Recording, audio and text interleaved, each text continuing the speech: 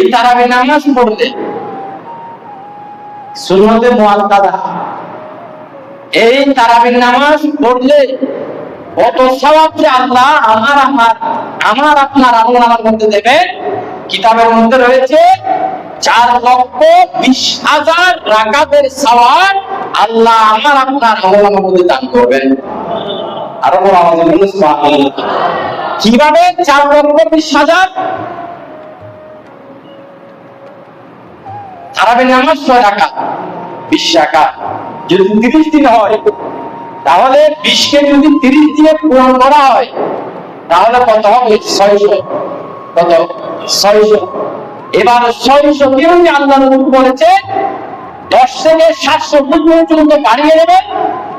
এই 600 কে 700 দিয়ে গুণ দেন, 600 কে 700 দিয়ে যদি গুণ দেন তাহলে বের হবে 4,20,000। সুবহানাল্লাহ।